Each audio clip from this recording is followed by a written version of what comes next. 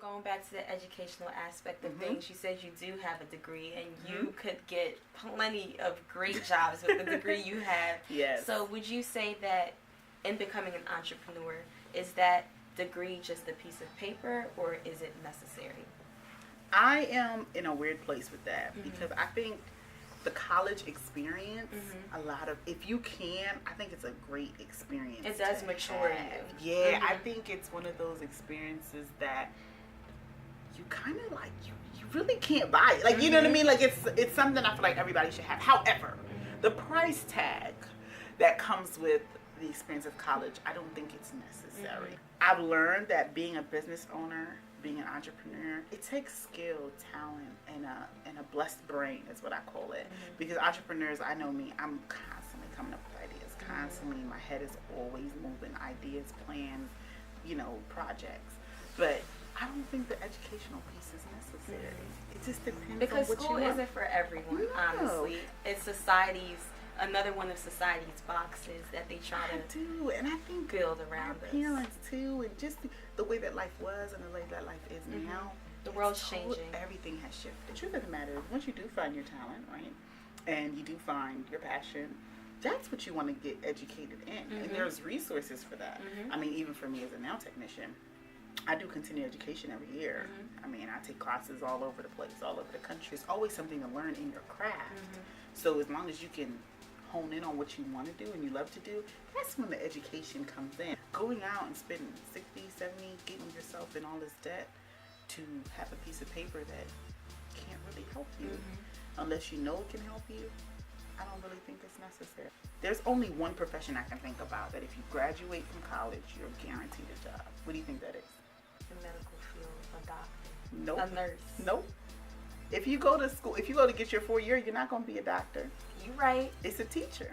That's education is the only major that you can graduate from right now that you can work directly out of college, undergrad. Anything else, you're going to have to do continued education, right?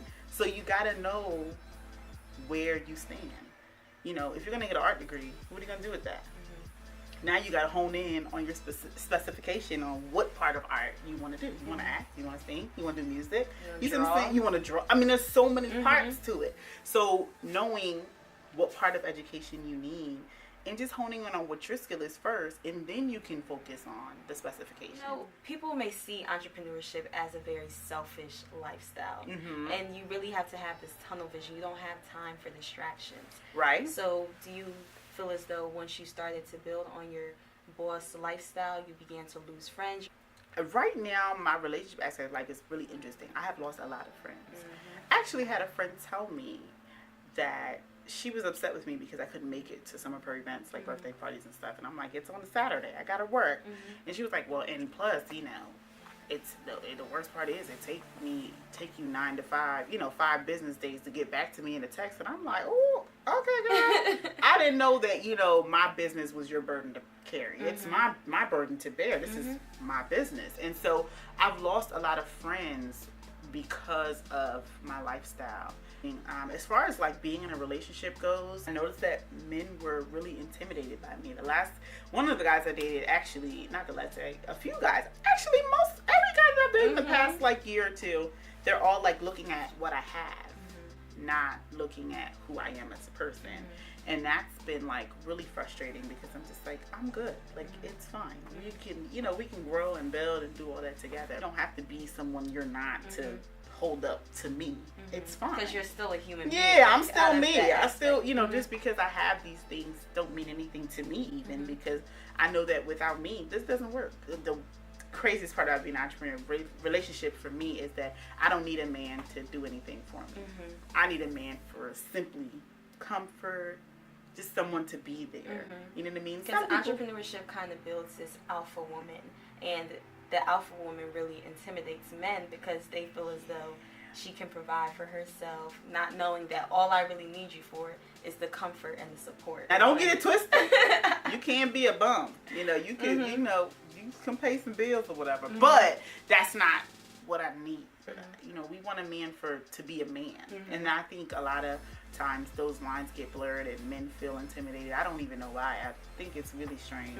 But that's where kind of relationship lies for me. I'm kind of on like the outskirts, and again with my faith, I'm kind of at a point now where I'm like, at this point, I'm always here. So unless he's going to be the new postman, the new UPS man, or he's just going to randomly walk in those doors, or whenever God decides to place that man in my life, then that's when it'll be, because right now, I know that my focus has to be on this place and my life as a 26-year-old. So, because I feel like at the position I'm in now I need some millionaire friends to get me to that millionaire mark, you know?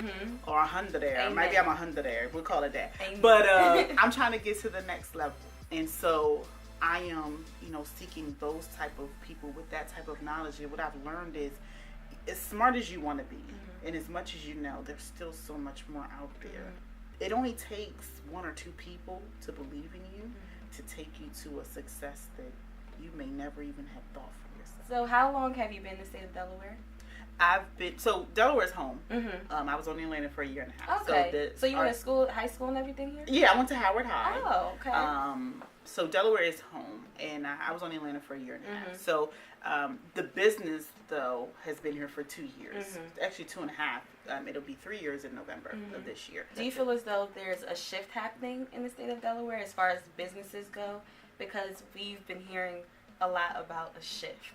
There's shift in which way? In a positive way, or people popping up, or people not support? Like, there's so many different shifts. There are. So as far as the business, there is a shift happening in the business aspect of things. However, there's not that support there to encourage those people who are trying to pursue this new lifestyle. Because the people on top are just on top, and they don't want to help the people coming up. All right. But I'm going to go ahead and look at the camera. The problem that I find with Delaware is that Delaware is really cliquey.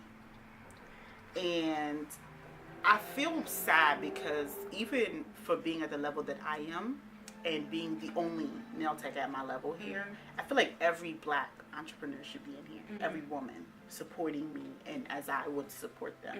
I don't know what it is. It might be that, you know what, I don't want to go to that girl because she high. Or it could be that I don't want to go to her because her face make me feel uncomfortable. I don't know. But there is a weird thing out there that I've noticed, that people kind of just stick to who they know and who they want to take with them.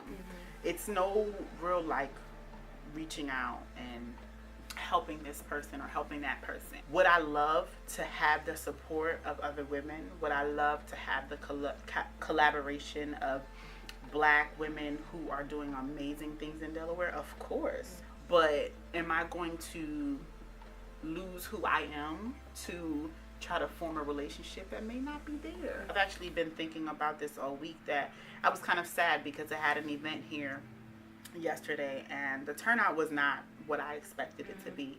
And I just thought about it, you know, people will spend money on anything. People will spend money on a $300 ticket to go see Beyonce or a stranger or, you know, anything. And I didn't even have people purchase a $28 ticket for a brunch of empowerment and inspirational movement. It was just interesting to me because there are so many women out there in Delaware, so many entrepreneurs and people that should be supporting one another, but it falls short here.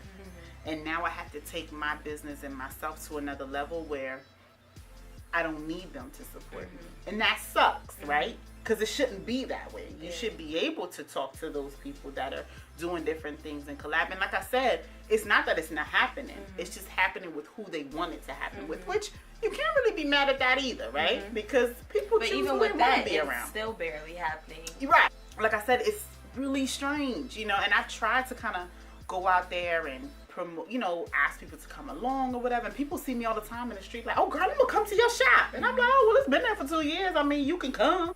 You go to who you want to go to. You surround yourself with who you want to be around. Do I wish that support was better here in the state? Of course. I can tell you right now in Atlanta, I know most of those the black nail techs. They call me. Hey, Tahra, I service one of your clients and her nails, I couldn't get her nails right.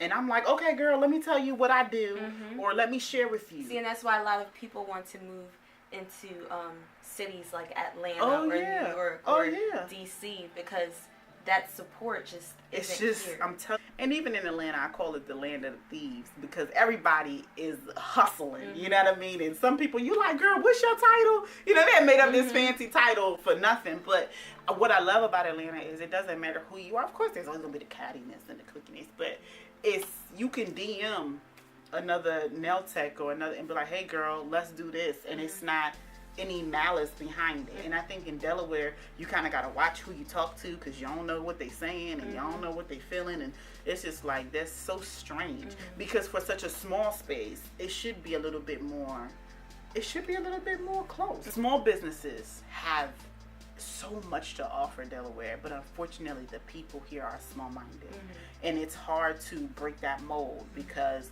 you know, when you're stuck where you are, you're just stuck where you are. And there are a lot of people that haven't left Delaware. There are a lot of people that don't understand the differences and the things that are going on in Delaware. I mean, I have people all the time like, oh, she high.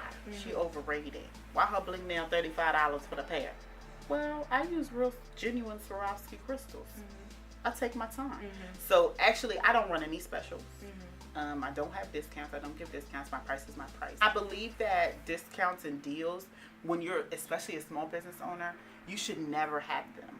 What happens in businesses like that, when you throw discounts, what happens, especially in small places like this, anywhere actually, I'm going to say anywhere, people wait for that, right? So if you do brows and you charge, your typical price is $38, but on Wednesdays, you do a special for $22. You going boom on Wednesdays. You know what I mean? And now you having to do extra work to try to get people to come in on the regular price days.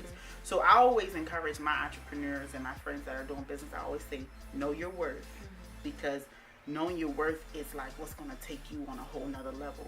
And it's hard sometimes to know your worth, right? Because in your head, you're like, I don't want to charge this because then I don't know if I'm going to get the clientele. But remember, we are all on different levels in our lives. And if this is what you believe that your craft and your, you know, where you are is, then that's what it is. It goes beyond just Delaware. It's within the African American community, period. Because we'll rather get it for cheaper and then complain about how our community is not booming, but we're not putting into our community for it to boom. I think you should go to somebody that you know gives you a quality service and a quality product, not because they're black. The highlight is if they're black and they do an awesome job, that's a plus. But you don't just support somebody because of the color of their skin. You support somebody because you like what they do for you. You love their service. You think that they're attentive. You know, you like their personality. You know, whatever. And at the end of the day, the product and the service is good. Because just like people choose Target over Walmart, it's not a black or white thing. It's just people feel like Target has better quality items. Target's customer service might be better. You know what I mean? The problem with Delaware is a lot of people with my talents or who are talented don't stick around because of that. Because it's like, how do you grow? How do you flourish? How do you become more when you're constantly having to pick and fight and choose just to try to get a little bit of oomph? That's difficult. So it's better to go to a place where, you know, if you put yourself out there, boom, I'm going to get the clientele. Celebrities going to be hitting me up, whatever. So it's just interesting, but I don't know if the shift for better is going to happen in Delaware until people start to think bigger than other than themselves. So right now I have a blank piece of paper in front of me, and I'm just ready to see what's going on. I want to encourage young entrepreneurs, young women, young men that are going the extra mile to have their own, to stay encouraged, stay positive, and continue going, and remember your why. Know your who, your how, and your what.